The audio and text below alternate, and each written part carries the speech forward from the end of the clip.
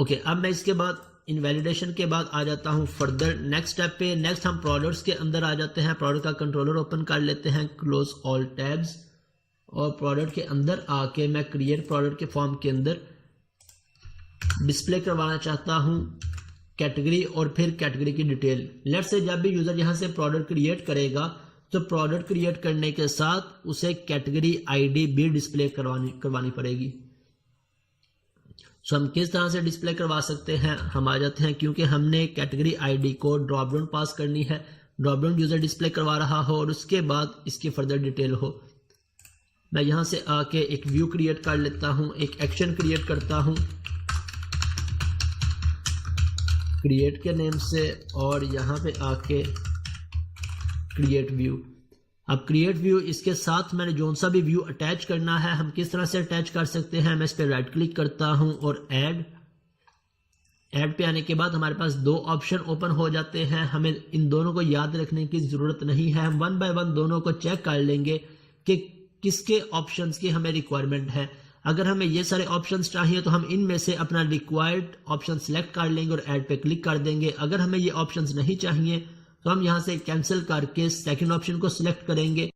अब यहां से मेरे पास नेक्स्ट टेम्पलेट ओपन हो जाएगा, नेक्स्ट डायलॉग बॉक्स ओपन हो जाएगा। अब इसके अंदर से हम डिस्कस कर रहे थे व्यू नेम, जो भी हमारे एक्शन का नेम हो सेम नेम का हम व्यू क्रिएट करते हैं। इसके बाद यूज अ लेआउट पेज के इस व्यू के साथ मैं जो सा लेआउट पेज अटैच करना चाहता हूं मैं वो लेआउट पेज सिलेक्ट कर लूंगा।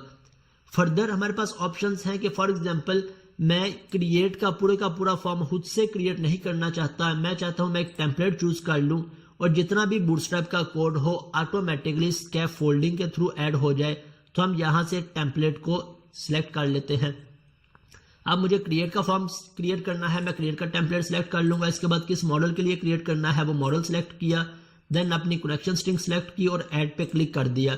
अब स्कैफ फोल्डिंग के थ्रू इसका कंप्लीट क्रिएट का फॉर्म ऐड हो जाएगा। सो हमारा कम से कम कोड हो जाएगा बूटस्ट्रैप की साइड से और हम अपनी लॉजिक पे ज्यादा फोकस कर सकते हैं। अब ये मेरा कोड जनरेट कर रहा है, जैसे मेरा कोड जनरेट करेगा तो हम इसके अंदर अपनी लॉजिक को इंप्लीमेंट कर लेते हैं।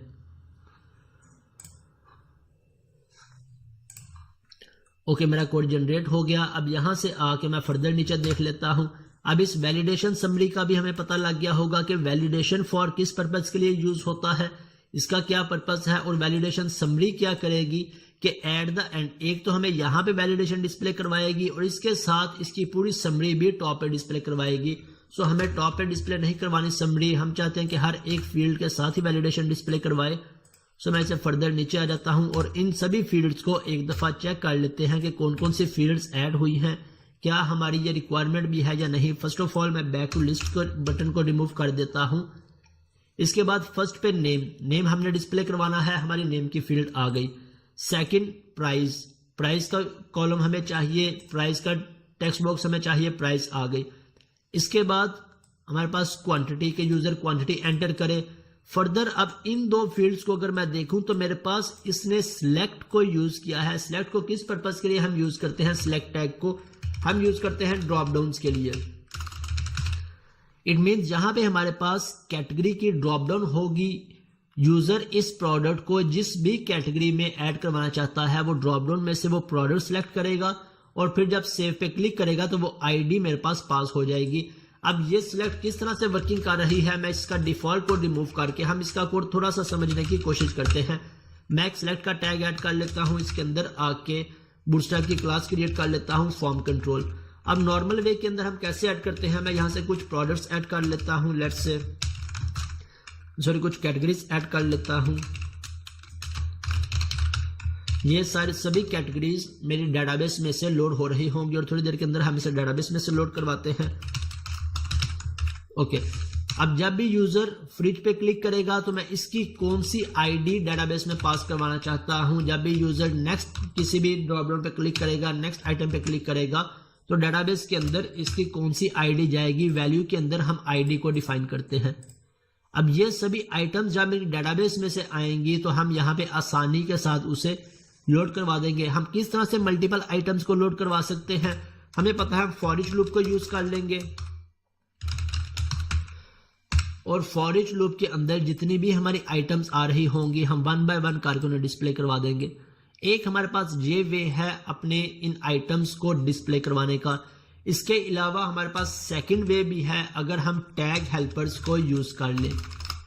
टैग हेल्पर्स को किस पर्पज के लिए, मैं यहाँ पे आके ऑप्शन को यूज करता हूँ। फर्स्ट एट्रीब्यूट इसके अंदर जो सी आइटम होगी,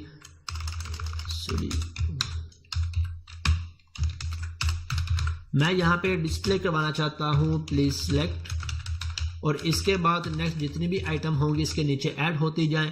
सो टैग हेल्पर्स हमारे पास सिंपल दो टैग हेल्पर्स होते हैं। फर्स्ट टैग हेल्पर्स ASP-आइटम्स, कि इसकी जितनी भी आइटम्स होंगी ना तो मुझे फॉर ईच लूप लगाने की जरूरत है ना फॉर लूप लगाने की जरूरत है। ये टैग हेल्पर्स हमारा सारे का सारा फॉर ईच लूप का काम कर देगा, उन सभी आइटम्स को यहाँ पे लोड करवा देगा। और सभी आइटम्स हम कैसे पास करेंगे, हमें पता है कि हम कंट्रोलर से व्यू में डाटा किस तरह से पास कर सकते हैं।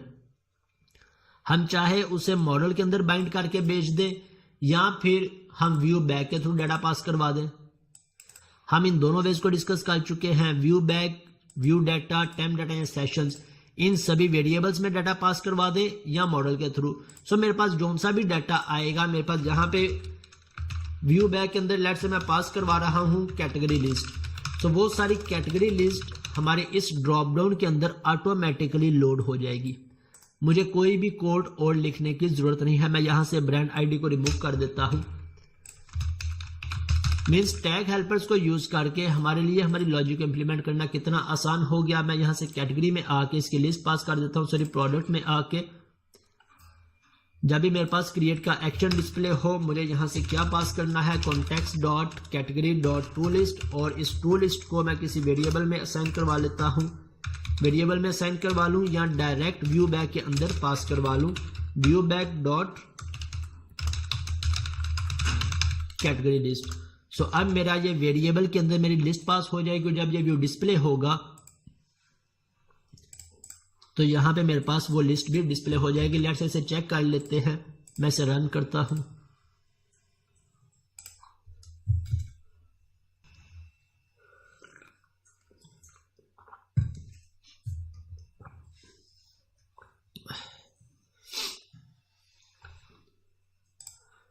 मैं आ जाता हूं प्रोडक्ट्स में, और प्रोडक्ट के बाद यहाँ पे मेरे पास क्रिएट का बटन नहीं है। लेट्स से मैं डायरेक्ट यहाँ से क्रिएट को कॉल कर लेता हूँ। क्रिएट को कॉल किया तो मेरे पास एक एरर आ गया। एरर किस चीज़ का आ रहा है, ViewBag dot category list. यहाँ से मेरे पास ViewBag runtime binder cannot implicitly convert system dot collection dot generic list view back models to system dot। हमारे पास एरर किस चीज का आ रहा है कि हमने इसे कन्वर्ट करना है या इसकी टाइप का इशू आ रहा है। लेट्स से पहले मैं इनका नेम चेक कर लेता हूं कि क्या इन दोनों का नेम बिल्कुल सेम है या नहीं। व्यू बैक, और यहां से आके मैं इसे चेक कर लेता हूं, view back dot category list. अब इसे एक दफ़ा रीरन करके देखते हैं।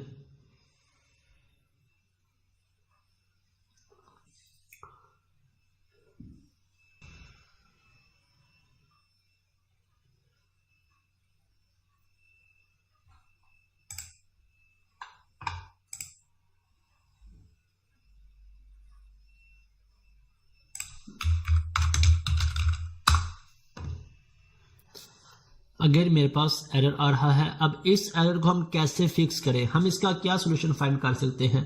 लेट्स से अगर मुझे नहीं पता कि मैं इसका क्या सॉल्यूशन फाइंड करूं, तो मैं एज इट इज इस स्टेटमेंट को कॉपी करूंगा और गूगल पे सर्च कर लेंगे, तो हमें पता चल जाएगा आसानी के साथ कि हम इसका क्या एरर फिक्स कर सकते हैं, इसका सॉल्यूशन क्या फाइंड कर सकते हैं।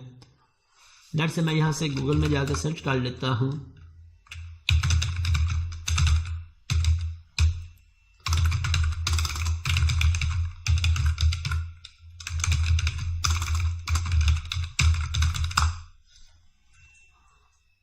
हमारे पास काफ़ी सारे लिंक्स ओपन हो गए। यहाँ से हम कोई भी लिंक को चेक कर लें तो हमारे पास आसानी से इसका सॉल्यूशन डिस्प्ले हो जाएगा। यहाँ पे हमारे पास एक सोल्यूशन क्या आ रहा है कि हम मॉडल के अंदर पास करवा दें। अब मॉडल के अंदर हम कैसे पास करवा सकते हैं ये भी कॉन्सेप्ट अभी हम देखेंगे। अभी पहले व्यू बैक को फिक्स कर लें। व्यू बैक के अंदर हम कैसे पास करवाएं, यहाँ पे सेकंड भी हमारे पास यही है कि हम मॉडल के अंदर पास करवा दें। मैं लेट से किसी और लिंक ओपन कर लेता हूं।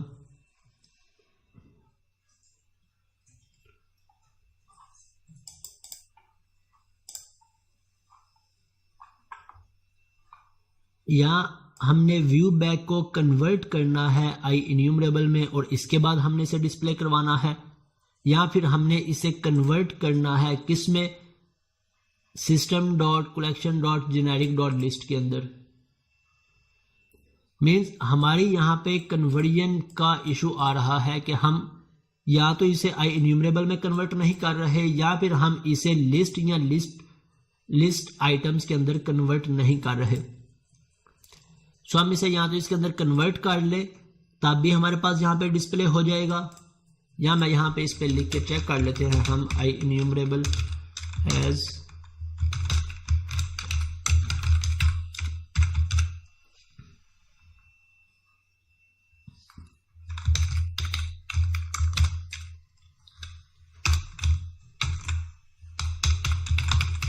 या I hope so select list.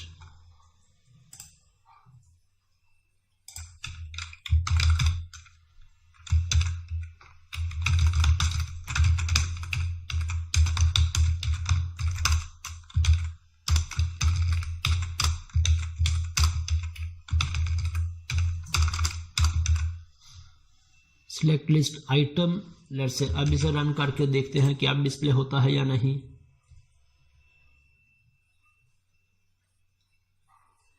ये एरर्स वो सभी एरर्स हैं जो हमें वर्किंग करते वक्त स्टार्टिंग पे फेस होते हैं। हमने इन एरर्स का सलूशन क्या फाइंड करना होता है हम अभी वही देख रहे हैं। अगर मैं एग्जैक्ट सलूशन बता दूंगा तब कभी भी आपको इन एरर्स को फिक्स करने का या सर्च करने का वे पता नहीं लगेगा।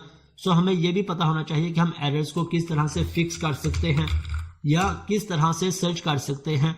अब मेरे पास ये लिस्ट डिस्प्ले हो गई। अभी मेरे पास कोई भी कैटेगरी नहीं है, मेरे पास कोई भी कैटेगरी नहीं आ रही। जब हम इसके अंदर कैटेगरी ऐड करवा लेंगे तो मेरे पास कैटेगरी डिस्प्ले हो जाएगी। मेरा एरर क्या था कि मेरे पास सिलेक्ट लिस्ट कन्वर्जन का एरर आ रहा था। हम उसका एरर गूगल से सर्च कर लें या अपने पास नोट करके रख लें ताकि नेक्स्ट टाइम हम इसे ही यूज करते रहें। अब यहाँ पे मेरे पास कैटेगरी के ऊपर इस मॉडल का नेम आ रहा है कैटेगरी आईडी। मैं इसे डिस्प्ले, इस लेबल को डिस्प्ले नहीं करवाना चाहता, मैं इस पर डिस्प्ले करवाना चाहता हूं कैटेगरी। इट मीन्स हम इसका लेबल चेंज करना चाहते हैं तो हमारे पास दो ऑप्शंस हम कैसे चेंज कर सकते हैं। या फिर मैं यहां से आके ASP4 को रिमूव कर दूं। ASP4 किस पर्पज के लिए, मेरे मॉडल को बाइंड करने के लिए यूज करते हैं। मेरा ये पूरे का पूरा मॉडल बाइंड है किसके साथ, जो सा मॉडल हमने यहाँ पे स्टार्ट पे दिया होगा। मैं इसके अंदर जो कुछ भी लिखूंगा वो प्रॉपर्टी, वो वैल्यू मेरी बाइंड हो जाएगी इस मॉडल की प्रॉपर्टीज के साथ। अब इसका क्या बेनिफिट है कि जब मैं सबमिट करूंगा तो मेरा पूरे का पूरा मॉडल मेरे सर्वर पे सबमिट हो जाएगा और मैं आसानी के साथ उस मॉडल से हर एक एट्रीब्यूट को गेट कर सकता हूं। ओके, इस लेबल को किस तरह से चेंज करें, या हम इसे यहां से रिमूव कर दें और यहां पे मैनुअली लेबल ऐड कर दें कैटेगरीज। एक वे ये है। सेकंड वे, हम अपने क्लास में आ जाते हैं, अपने मॉडल में आ जाते हैं कैटेगरी, और यहां पे आके भी हमारे पास ऑप्शन होता है इसे डिस्प्ले करवाने का। इसके अंदर आके हमारे पास डिस्प्ले, और डिस्प्ले के अंदर जो भी हम डिस्प्ले करवाना चाहते हैं हम यहाँ पे लिख सकते हैं। हमारे पास होगा डिस्प्ले कॉलम का ऑप्शन, या आई होप सो कि डिस्प्ले के अंदर display column name, sorry display column या डिस्प्ले फॉर्मेट, नहीं डिस्प्ले कॉलम के अंदर हम जो भी कॉलम यहाँ पे देंगे वो कॉलम मेरा डिस्प्ले हो जाएगा। या डिस्प्ले की इसकी प्रॉपर्टी है या इसके अलावा शायद कोई प्रॉपर्टी है, हम यहाँ से सर्च कर लेते हैं।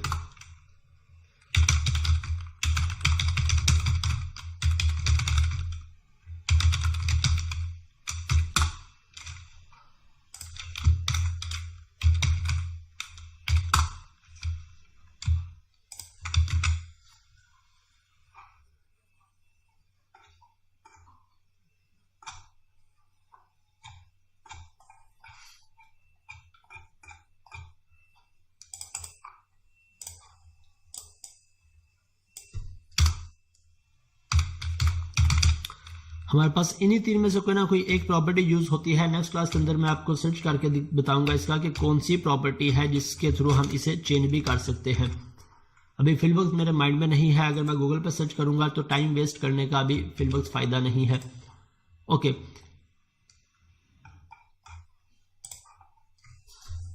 अब नेक्स्ट यहाँ पे मेरे पास ये लिस्ट डिस्प्ले हो जाएगी। लिस्ट डिस्प्ले हो गई तब हम इसे आसानी के साथ यहाँ पे सबमिट करवाएंगे तो मेरी ये लिस्ट पूरे का पूरा मॉडल मेरे पास यहाँ पे आ जाएगा मेरे इस कंट्रोलर के अंदर। और इस कंट्रोलर के अंदर मैं किस तरह से गेट कर सकता हूं, इस कंट्रोलर के अंदर गेट करने का आसान वे है। हम यहाँ से आके मैं एक एक्शन क्रिएट कर लूंगा। किस नेम से, सेम नेम रखना चाहूँ सेम नेम रख लूँ, कोई और नेम रखना चाहूँ तो कोई और नेम रख लूँ।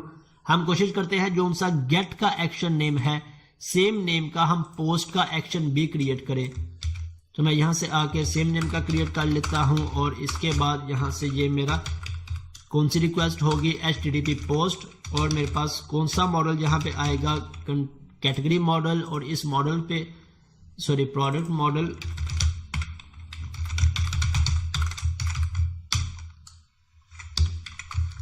और इस मॉडल पे पहले हम वैलिडेशन को अप्लाई कर लेते हैं। किस तरह से, model state dot is valid, कि जिस भी फील्ड पे हमने वैलिडेशन अप्लाई करनी है हमने उसके स्टेप्स को फॉलो करना है। सो प्रोडक्ट्स में आके फिल वक्त के लिए हम सिर्फ नेम पे प्रोडक्ट को अप्लाई कर लेते हैं। रिक्वायर्ड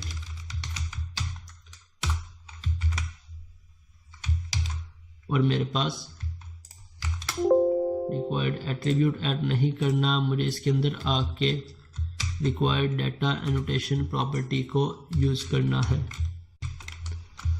ओके, अगर मेरे पास वैलिडेट नहीं है तब हम क्या करना चाहते हैं, हम इसे रीडायरेक्ट करवा देंगे सेम पेज पे, और अगर वैलिड है तब हम इसे डेटाबेस के अंदर इंसर्ट करवा देंगे। और इंसर्ट करवाने के बाद हम इसे अगर सेम पेज पे ही रहना चाहते हैं सेम पेज पे रीडायरेक्ट करवा दें।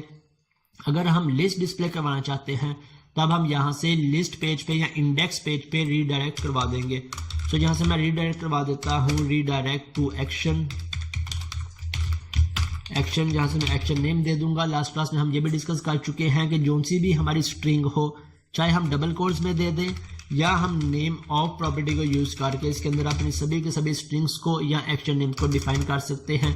मैं यहाँ से क्रिएट को कॉल करना चाहूँ, इंडेक्स पे से रीडायरेक्ट करवाना चाहूँ तो इंडेक्स का नेम यूज कर सकते हैं।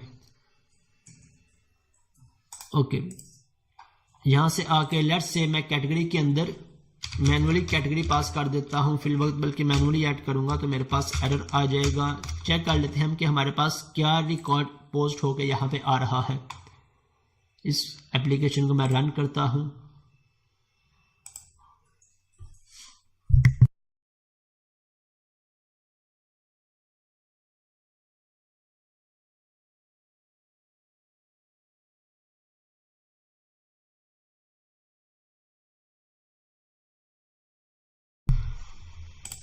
ओके, मैं यहाँ से क्लिक करता हूँ प्रोडक्ट पे, प्रोडक्ट, और इसके बाद क्रिएट करने के बाद मेरे पास लेट्स से प्रोडक्ट है फ्री, जिसकी मैं सेल प्राइस कर देता हूँ। इसके बाद क्वांटिटी, मेरे पास कैटेगरी कोई भी नहीं है, मैं क्रिएट पे क्लिक करता हूँ तो अब मेरे पास मेरा मॉडल सबमिट हो गया। मॉडल के अंदर मेरे पास जोन से भी रिकॉर्ड्स होंगे वो सारे रिकॉर्ड्स आ गए। नेम मैंने पास किया था, क्वांटिटी पास की, प्राइस पास किया। इसके बाद कैटेगरी हमारे पास नल आ रही है क्योंकि हमने कोई भी कैटेगरी सिलेक्ट नहीं की, इसलिए हमारे पास कोई भी कैटेगरी नहीं आ रही। ओके, इसके बाद हम इस पे सेव की कमांड्स ऐड कर दें, डॉट कैटेगरी डॉट ऐड, तो हमारे पास ये मॉडल ऐड हो जाएगा कैटेगरी की बजाय प्रोडक्ट, और इसके बाद कॉन्टेक्स्ट डॉट सेव चेंजेस, तो मेरा ये मॉडल डेटाबेस के अंदर ऐड हो जाएगा और मुझे रीडायरेक्ट करवा देगा कहाँ पे, इंडेक्स पे।